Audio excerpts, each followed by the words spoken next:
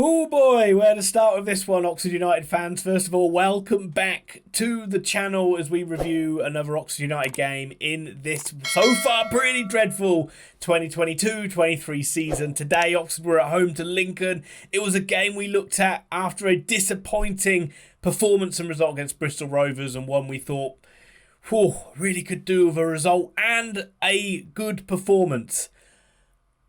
Didn't really get either. Certainly didn't get the result.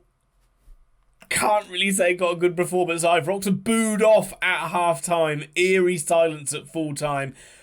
Any Lincoln fans watching this, congratulations. Well done to your team. You have beaten us at the Kassam Stadium this afternoon. It ended Oxford United 1, Lincoln City 2.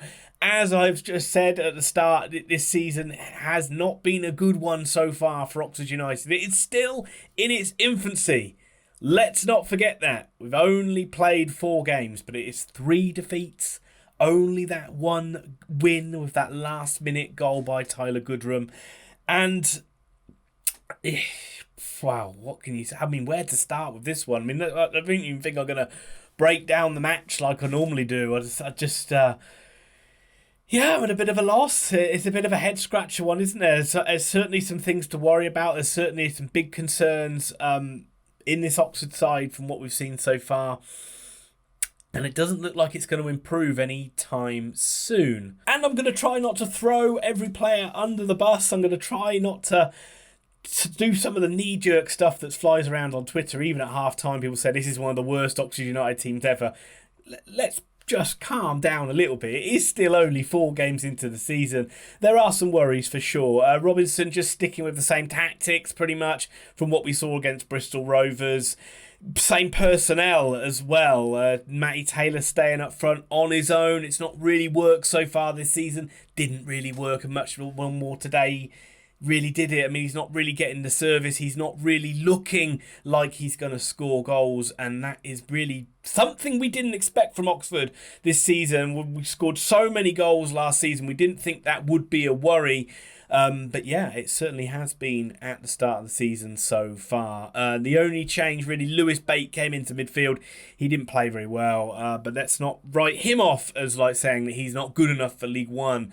He's give him a chance, for goodness sake. But yeah, Lincoln, they started the season with 3 draws. Obviously, they got the win here today. And Michael Appleton no longer there. Mark Kennedy, the new manager, in there. And it's been, after today's win, an excellent start to the season for Lincoln City. Look, they're no mugs. And that is really derogatory to say. They are a good side at this level. It's not a disgrace to lose to them. But we would have thought Oxford would put... Definitely at home, you'd expect a good performance from Oxford. I was actually expecting Oxford to win this game today, so it does feel a bit doubly disappointing. But once again, I do have to say well done to Lincoln City. They did take their goals very well, but there were times in that first half where I actually did think Oxford played okay. They started with a lot more intensity, a lot more intent to their play. They started actually passing the ball around, which was pretty good, rather than just bombing 60-yard balls out to the wing. I thought Marcus Browne looked really good. Marcus McGuane was undoubtedly the best player on display for Oxford today.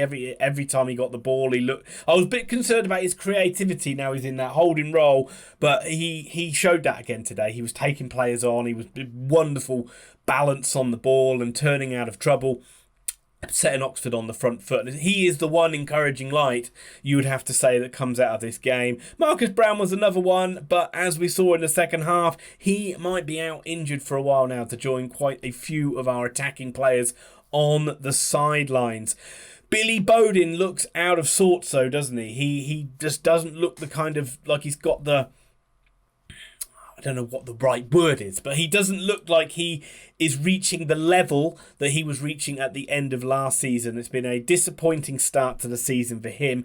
And again, it's just that final ball, that final pass just isn't clicking for Oxford at the moment. And I didn't really see Oxford conceding a goal. They were quite comfortable in the game, but as we've seen from Oxford United for a number of years now, if we don't score when we're on top, we're always susceptible to concede, and this is exactly what we did. Lincoln turned the ball over high. I think it was Garrick, who was a very good player for Plymouth last season, so he's going to be good for Lincoln this season, who ran across the box, got the ball out to Scully in space. He was in too much space, and he clipped it into Tom Hopper, who was in far too much space. A absolute, given the freedom of the Kassam Stadium penalty area, where was Findlay, where was Moore, but he was given an absolute sitter and he didn't miss from 6 yards. A well-worked goal from Lincoln City with three of their brightest players in Garrick, Scully and Hopper combining, but it was a real sucker punch. It was against the run of play, and the one thing I was worried about then is Oxford losing their composure, losing their heads, thinking we've got to get back into this game in the next 10 minutes. And we did a little bit. We were the discipline sort of went away from Oxford's game, playing the ball out, playing a lot of loose passes, a lot of crap stuff from the back. Lincoln was very easy for them to press us and turn the ball over. But it looked like it was going to go in 1-0 at half-time, but Oxford gets sucker punched again, just a ball, losing the ball in our own half. Sam Long is not being able to get to it. The midfielder gets there before him. He gets it out to Anthony Scully. He's got space to get a shot away. It is a wonderful finish from him, curling it in beyond Simon Eastwood into the corner of the goal just before half-time. It was a real sucker punch.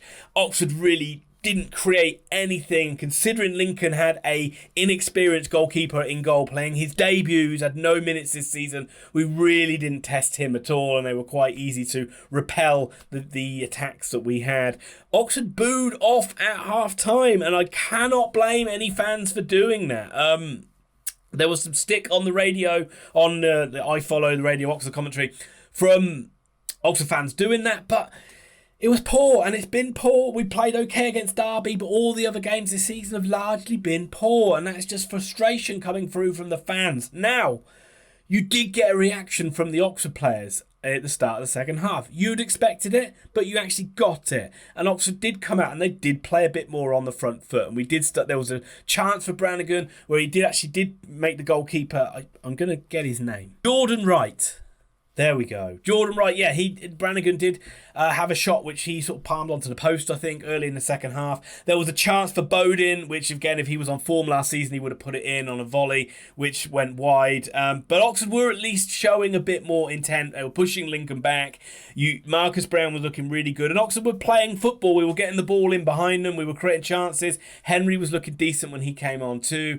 And it just felt that we just needed a goal, but the chances were coming and going. But then probably the only way we were going to score was getting a penalty. Robinson did leave two strikers on for once. He brought on Joseph without taking Taylor off, so Oxford did have two up front. And it wasn't too long after that we did get the penalty, and it was actually Joseph who was fouled in the second phase from a corner. He was pulled back, and Brannagan stuck the penalty away after a long wait, because unfortunately Marcus Browne did go off with an injury. We do not know what the extent of the injury was, but he pulled his shirt up over his head.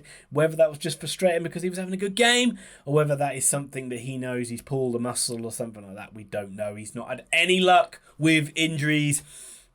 It continues to go against him. It continues to go against Oxford, and that cupboard is looking bare now from attacking point of view. And certainly when he went off, Oxford didn't have any pace in that side. But Oxford's tactics of getting back into this game at 2-1, oh my God, they wound me up so much. This is where I got really more frustrated than anything else. It's just the amount of times we went back to just banging balls out wide, banging balls out to Long, banging balls out to Browne. And it just pissed me off. It's like, what happened to the football? What happened to trying to play through the middle, trying to play some passes, trying to get Joseph on the ball, trying to get Taylor on the ball, and then you can work it out wide and trying to get in behind. But it was all too rushed, all too trying to just get the ball from A to B far too quickly. It became very easy for Lincoln to defend that, and the intensity of the momentum that Oxford created just sort of died away.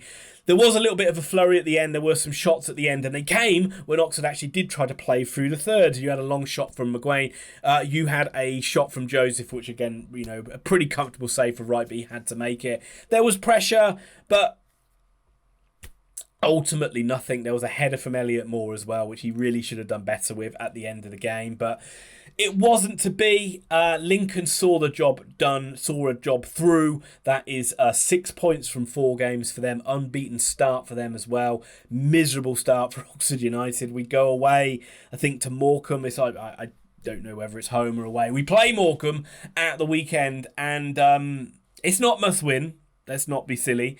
But Oxford really could do with a win there, isn't it? I mean, I just hate saying the phrase must win game, but you know what I mean by it. We're all expecting Oxford to come in and turn on a performance, but going forward is a real worry, and why, I don't know what Oxford are going to do about it. I really want Robinson to start playing 2 strikers up front, but if we play 2 strikers, they've got to play like they know how to do that. These players are just like, all the old cliches, they do look like a bunch of strangers at times. They do look like they don't know how to play with each other. It is so disjointed from a side that racked up goals for fun last season. And it's really really worrying at the start of this season to see that, because you just know we're not strong enough in defence to keep that many clean sheets. Finlay and Moore, their distribution isn't very good. This is where we're missing the likes of McNally when he was able to bring the ball out of defence very well. Sam Long's not playing very well. Seddon, is he really offering more than Browne would offer? I'm not too sure. So it's very easy to say, Oxford just need to go and beat a Morecambe side, but you know Morecambe are going to be very, very tough to beat, and you know if they take the lead against us, I really don't know how Oxford are going to get back into these games. I'd like to see, as I say, I'd like to see Oxford play 2 up front. I'd like to see them try and do things like get the ball into the front 2, so the likes of Joseph and Taylor can actually hold the ball up and put the wide players in when we're higher up the pitch, rather than banging those balls out wide. Which is what someone like Tom Hupper was good at. You know, why does every other side seem to have a striker that's able to just hold the ball up and bring people into play? Why can't we do that? Angry.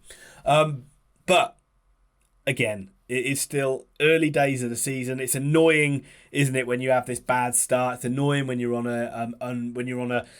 a poor run of games where nothing's really going right, is it? You know, we're not scoring goals, we're not looking that great. Every goal we concede just looks a bit dodgy in terms from a defensive point of view, that we could easily avoid it. But what can we do? What can Oxford do about it? I'm sure you're all going to moan in the comments and put all your knee-jerk reactions about Robinson out and stuff like that. I've come to expect these things. But if you're a Lincoln fan, I'd really like to know your views on what you think the season is going to be. You've had a great start. What are your expectations? How do you think you're going to go? I thought you'd be lower. No worries about going down, but I didn't think you'd be challenging for the playoffs. I thought you'd be mid-table, just a bit lower. Maybe I'm well wrong with that one. Certainly Oxford don't look like a side pushing for promotion at the moment. But yeah, there's going to be talk about recruitment. What recruitment needs to come in. There's not really going to be much that comes in until like the end. You would think till the loan window, the final day, they'll probably bring in a few more loanees. But whatever your thoughts are, as I've just said, just let me know in the comments down below. Thank you very much for watching. If you could hit like and subscribe, that would help me out very much. Let's just try and forget this bad start and move on to the next one. Yeah. That's not me cutting myself. That's an old wound. This defeat didn't scar me that badly. But yeah, other than that, thanks for watching once again, and see you soon.